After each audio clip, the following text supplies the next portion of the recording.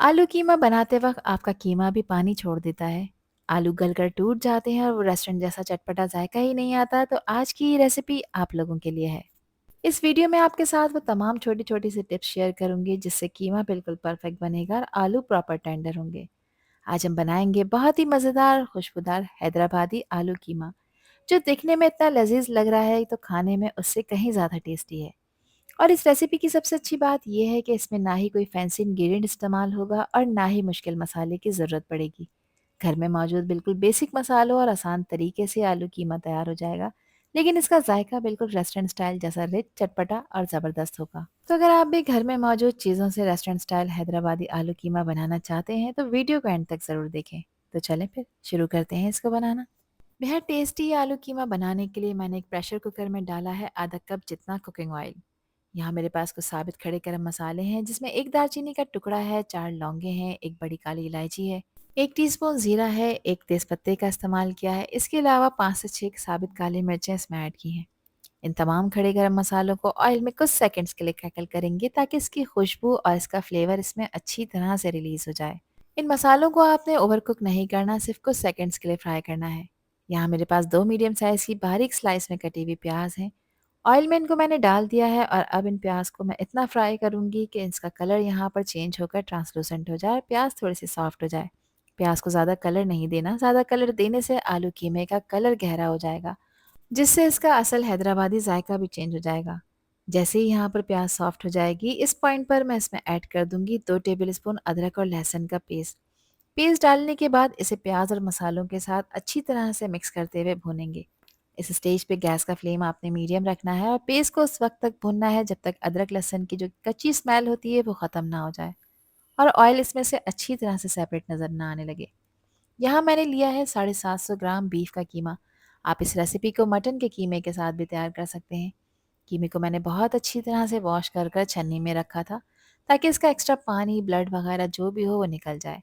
कीमे को डालकर इसमें तकरीबन 5 से 6 मिनट तक इसकी हाई फ्लेम पर आपने भुनाई करनी है। इस पॉइंट पर कीमे को जब आप चलाना शुरू करेंगे, भुनना शुरू करेंगे, आपस में ये चिपक कर बड़ी-बड़ी गुठलियाँ बना लेता है, इसलिए स्पून या फिर स्पैचुला की हेल्प से इसे लगातार चलाते हुए अच्छी तरह से तोड़ते रहेंगे ताकि कीमे का हर दाना बिल्कुल अलग-अलग और खिला-खिला हो जाए।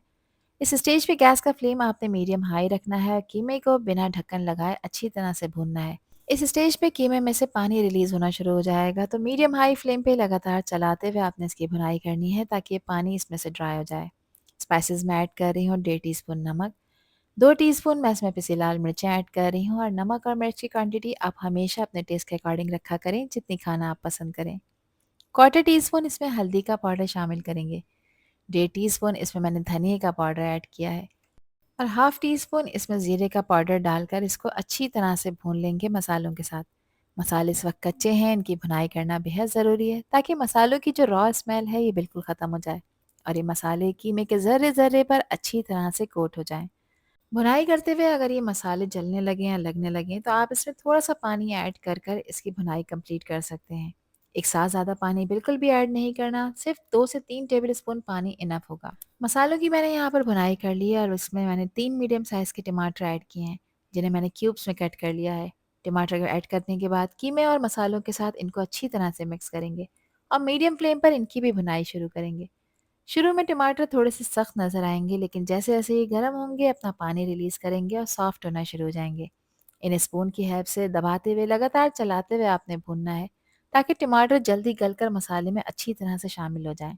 टमाटरों की भी मैंने भुनाई कर ली है, अब कीमे को गलाना है तो मैं इसमें ऐड कर रही हूँ पानी। मैंने यहाँ तकरीबन 1 कप पानी का इस्तेमाल किया है ताकि कीमा अच्छी तरह से गल जाए। बस एक दफ़ा इसको मिक्स कर लेंगे और मिक्स करने के बाद आपने प्रेशर कुकर की लिड लगानी है और विसल स्टार्ट हो जाने के बाद आपने गैस का फ्लेम मीडियम कर देना है। मीडियम फ्लेम पे इसको आपने पकाना है तकरीबन 10 मिनट के लिए। ये बीफ का कीमा है और मैंने बारीक कीमे का इस्तेमाल किया है तो 10 मिनट में ये अच्छी तरह से गल जाएगा। अगर आप इसको पैन में पका रहे हैं तब आप इसमें पानी की क्वांटिटी बढ़ा सकते हैं और इसको मीडियम फ्लेम पे आपने पकाना है 20 से 25 मिनट के लिए। यहाँ तकरीबन 10 मिनट हो गए हैं मुझे इसको पकाते हुए। मैंने यहाँ पर सारा प्रेशर रिलीज़ कर दिया है, अब चेक कर लेते हैं। यहाँ पर कीमा अच्छी तरह से गल चुका है और टमाटर भी बिल्कुल सॉफ्ट हो गए हैं।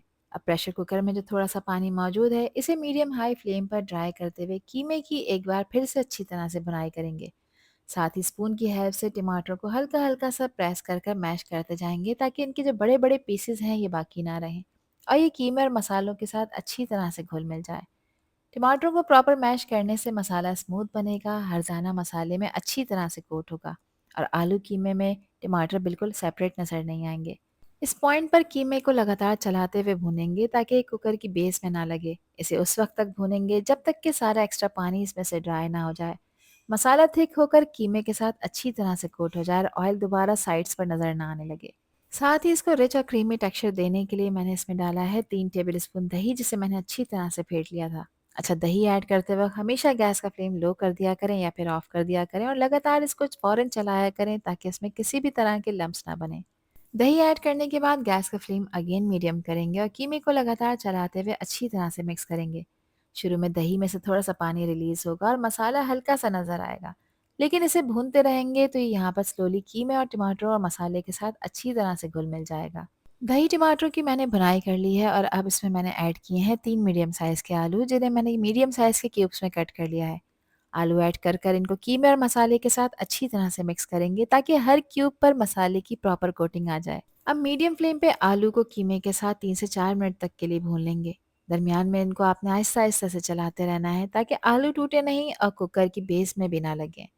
आलू को मसाले में भूनना बहुत ज़रूरी है क्योंकि इस तरह ये सिर्फ अंदर से नहीं गलते बल्कि कीमे और टमाटर के तमाम मसालों का जायका भी अच्छी तरह से अब्सॉर्ब कर लेते हैं।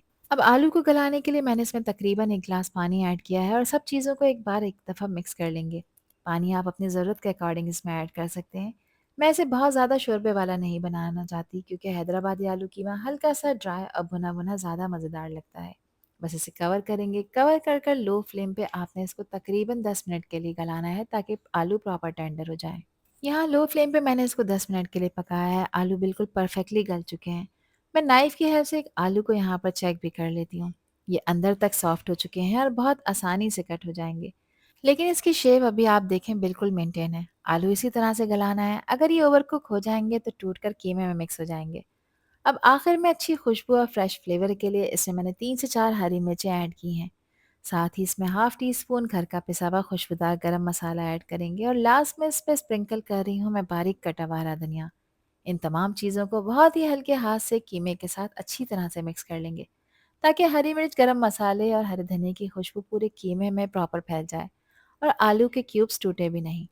गरम मसाला हमेशा बिल्कुल लास्ट में ऐड करें क्योंकि ज़्यादा देर पकने से इसकी खुशबू कम हो जाती है। हरा धनिया इसमें एक फ्रेश फ्लेवर और खूबसूरत कलर भी लेकर आएगा, जबकि हरी मिर्चें इसके जायके को और भी ज़्यादा मज़ेदार बना देंगी। और यहाँ पर हमारा बहुत ही मज़ेदार खुशबूदार भुना भुना हैदराबादी आलू कीमा बिल्कुल तैयार हो चुका है। आलू अपनी शेप में है, कीमे का हर दाना खिला खिला है और मसाला हर चीज़ के साथ परफेक्टली कोट हो चुका है। इसे गरम गरम रोटी, चपाती, पराठे या नान के साथ सर्व करें। घर के बेसिक इंग्रेडिएंट से तैयार होने वाला इसका जायका आपको रेस्टोरेंट जैसे आलू कीमे की याद दिला देगा। आई होप कि ये वीडियो आप लोगों को पसंद आई होगी। पसंद आई हो तो कमेंट सेक्शन में अपना प्यारा सा फीडबैक मुझे लाज़मी शेयर करिएगा। और चैनल पर न्यू हैं तो चैनल को भी ज़रूर सब्सक्राइब कर दीजिएगा। और अगर आपको मेरी वीडियोज़ अच्छी लगती हैं तो मुझे इंस्टाग्राम, फेसबुक और टिकटॉक पर भी फॉलो कर लें। अल्लाह हाफ़िज़, अल्लाह निगहबान।